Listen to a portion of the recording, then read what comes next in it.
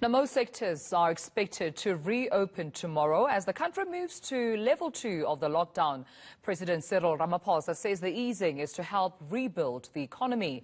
Now, many sectors have, of course, lost income over the past 5 months, and some have been forced to retrench its employees. But to discuss this even further, I'm now joined by former business leader and now University of the Free State Chancellor, Bonang Mohale. Mr. Mohale, thank you so much for your time and welcome to the South African Morning.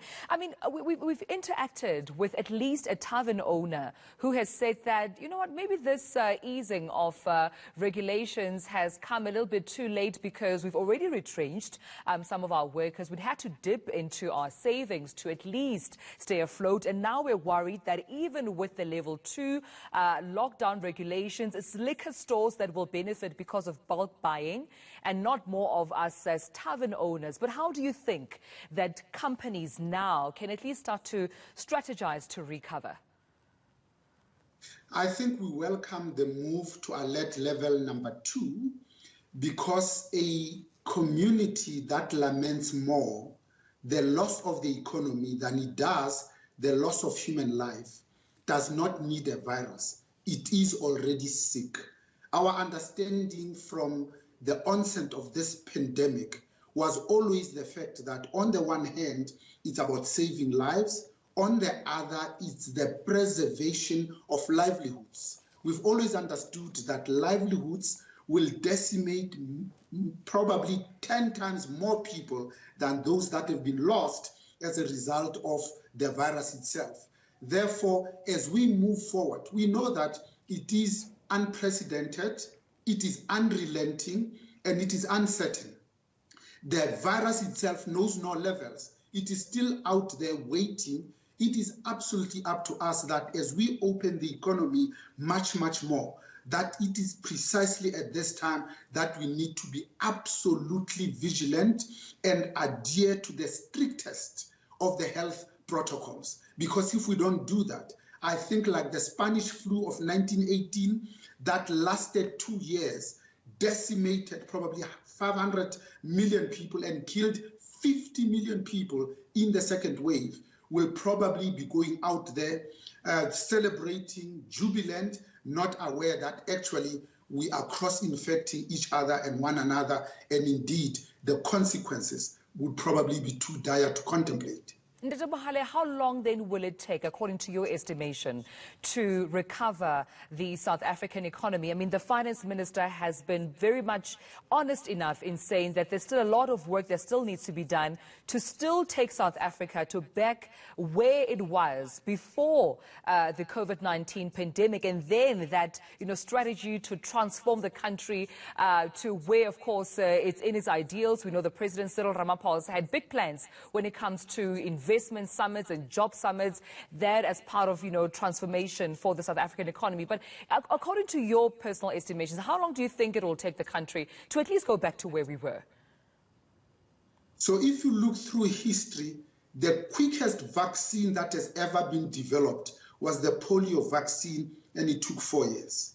But our own estimation is that the economy was already on its knees before the pandemic. Metumelo, remember that we were just beginning to recover from the 9 wasted years of state capture, of industrial scale looting. As if that's not enough, the economy was already in a technical recession. Thirdly, Moody's had decided to downgrade us to below investment grade. When the virus came, it found us prostate, face down, absolutely finished. But we also have other self-inflicted harm. We now were experiencing rolling blackouts from January of 2008. 12 years later, we have not solved the problem of Eskom, and we know that energy is the 4th means of production. The debt is about 480 billion. They don't have the means to trade themselves out of this quagmire. Now we are beginning to experience intermittent water supply. We've just come out of life acid demene. As we stand today, we are actually on the anniversary of Marikana. I think it was President Reginald Oliver Tambo who said a corrupt ANC is going to be worse than the apartheid government. Now we are stealing from the sick and the dying through the PPE COVID-preneurs. I think as a people, as a country with great natural endowments, we're veered off from the founding principles of why we went to prison, of why we struggled. We wanted a better life for all, but it is black people that are stealing from other black people.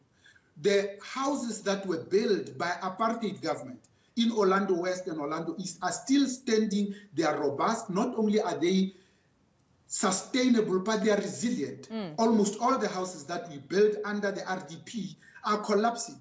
Now we are selling people shacks that you can buy for 5,000 rand, and we inflating the prices to 64,000, and we launch it with lots of fanfare. I think we have really lost our moral fiber, and we have forgotten why, as probably the last country to be free in Africa, why the 426 years of colonialism, the 48 years of apartheid, the 98 years of separate development wanted to be defeated and indeed rooted out metumen. We'll have to leave it at that. Markeleboga, thank you so much. That's Mr. Bonang Mohale joining us there for a conversation around the impact of level 2 on the economy.